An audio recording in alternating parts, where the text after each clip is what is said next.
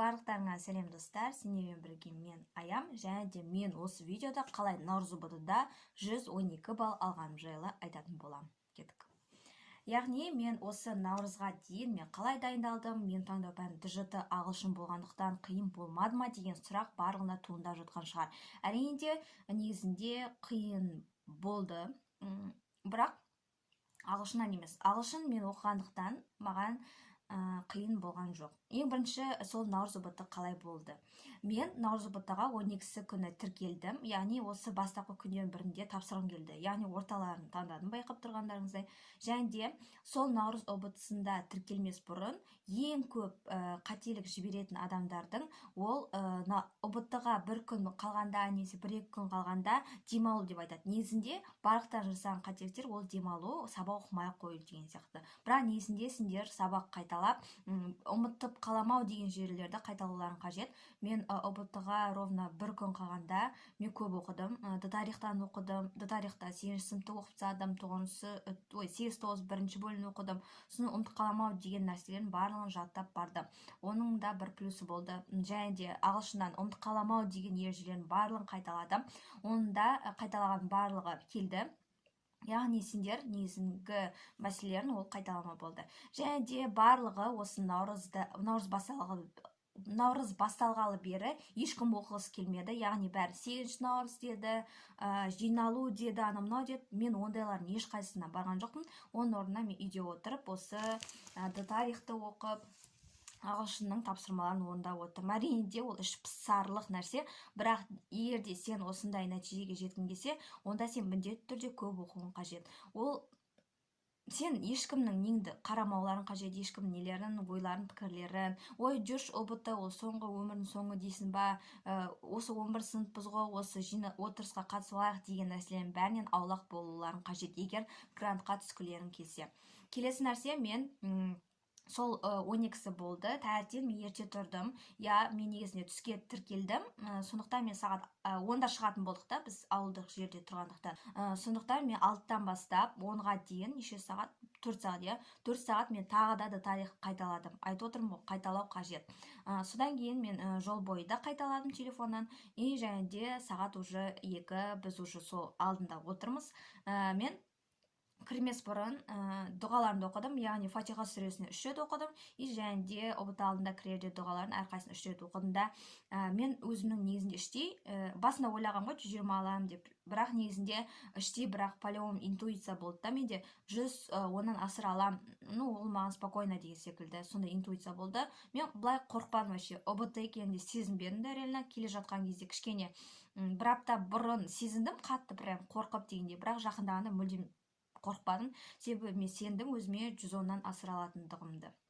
Және де сөйтіп тапсырдық. Мен осы қаңтар ұбт-ға қатыспадым, наурыз ұбт-да, яғни шынайы ұбт-ны бірінші көруім болып табылады.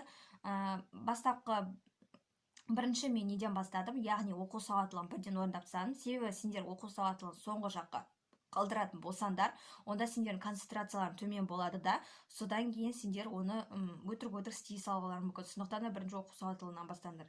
Екінші, мен Қазақстан тарихын білетіндерімді таңдадым да, білмейтіндерін қалдырып кеттім, потом істеймін деп. Сосын үшіншісі, мен мат сауаттылық қарадым. Мат сауаттылық, білмеймін, мен білгендіктен ба, немесе маған слишком оңай нұсқа түсті ба, әйтеуір оңай болды. Тек қана бір есептен қатты қиналдым, оны қалдырып кеттім кейінге. Бірінші оңайлар істеп алдыр. Потом мен ағылшынға көштім. Ағылшында білетіндерін істедім, и тарихтан да ең соңғы істедім, оны білетіндерін істедім. И және де қайттан 1 сағат өтті, камерадан бетіп өттік. И және де екінші сағатында мен уже бастадым. Не істеуді, барлығынан бастадым, қайттан оқу сауаттылығын қайттан қарадым, нақты тексеріп шықтым. Мат сауаттылығы анау есепті шығара алмай қойдым да, бірақ шығарам до конца деп шығардым. Примерно сол жауап деп белгіледім. Содан кейін негізінде гум бағыты болғандықтан уақыт өте көп қалады. Білмеймін, мен гум бағыты болғандықтан мен негізінде барлығын 1,5 сағатта бітірдім да. Сосын не істеймін деп отырмын, жан-жағыма қарадым, ешкім әлі болмаған, сондай сияқты да. Содан кейін мен ойладым, лучше қайттан басынан бастап барын тексеріп шығайын деп. Қайттан оқу сауаттылығын тексердім, Қазақстан тарихын тексердім. Мат сауаттылығын мен 4 рет па 5 рет па тексеріп шықтым, әр есепті бір-бірлеп, калькуляторды ашып қойып, жеке-жеке дұрыс па, дұрыс емес па деп тексердім. келесі ағылшында сөйттім. Ағылшын жалпы негізінде қиын болған жоқ. Мен 42 балл алдым. Яғни қиындығы мен көбінесе фразовый глагол жаттамағандықтан сол келіп қалды. И және де содан қателестім деп ойлаймын. Кейбір бір қиын грамматика түрлері келді. Мен оларды түсінбей қалдым. Шынымды айтайын. Ал тарихтан 35-ақ алып қалдым. Я ағылшыннан төмен. Өйткені тарихтың өзі мен көбінесе 8-9 осының екінші бөлімін и бірінші бөлімін өте аз оқыдым. Сондықтан да бұл кішкене минусы болды. Сендерге кеңесім, енді кеңестерге тоқталып кетейік. Кеңесім, сендер бірінші уже наурыз бұты енді кіретіндерге кеңесім.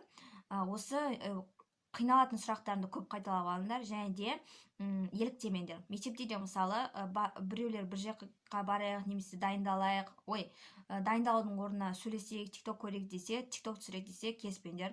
Тек қана өздерің оқыңдар. Әрбір минуттарын сендер үшін қазір бағалы, себебі уже алда грант опыты келе жатыр, және де сендер күнде дайындалуларың қажет. Неше сағат болсын мейлі, бірақ дайындалуларың қажет. Дым істемегеннен гөрі өте аз нәрсе істеу болып табылады. Мысалы, күнде 6-та тұрып, немесе қазір ораза ұстап жатқан жандар болса, сәресіне тұрғаннан кейін ұйықтап қалмаңдар, ары қарай жаңағы таңертең, как раз мотивация ғой, таңертең сәресіне тұрасыңдар, сәрелеріңді ішіп ниет болғаннан кейін, сол уақыттан сабақ уақытысына дейін, таңғысменді оқысаңдар, соға дейін сендер мысалы жаттайтын нәрселерін жаттаңдар, қайталайтын нәрселеріңді қайталаңдар. Және де екіншісі, мектепте әрбір бос уақыттарыңды босқа құртпаңдар. Өздерімен бірге оқитын, жаттайтын нәрселерді алып алыңдар да, дене шынықтыру, андай бизнес деген сабақтар болады бізде. Сол негізіне керек емес сабақтар, сол сабақтардың орнында немесе мүлдем керек емес сабақтар болады ғой. Қазақ тілі, не басқа, құқық деген сабақтардан, сол сабақтардан дайындалыңдар лучше. Алыңдар да оқи беріңдер, ешкімге қарамаңдар, жаттай беріңдер. Бір сұрақ болса да, сендер миларыңа қалады, оқисыңдар. Сол сұрақ именно келіп қалуы мүмкін. Сондықтан да жаттай беріңдер. Және де үшінші кеңесім, квиздерді көп орындаңдар. Және де төртінші кеңесім, слифтерге мүлдем сенбеңдер. Өздерің бастарыңа сендер слиф қараңдар, әрине, слиф қарамаңдар демеймін, қараңдар, бірақ прям іздеп құлшынып ары қарай кетпеңдер. По-любому слиф келіп атқан жоқ. Мен себебі тарихтан слиф қарап, мәз болып сол келеді, мен 40-тан асыра аламын деп бардым, обломбап қайттым.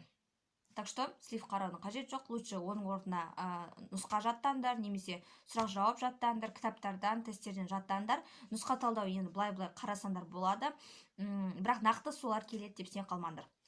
Және де енді грант опытыға аз қалды, бізде 2 ай, максимум 3 ай қалды.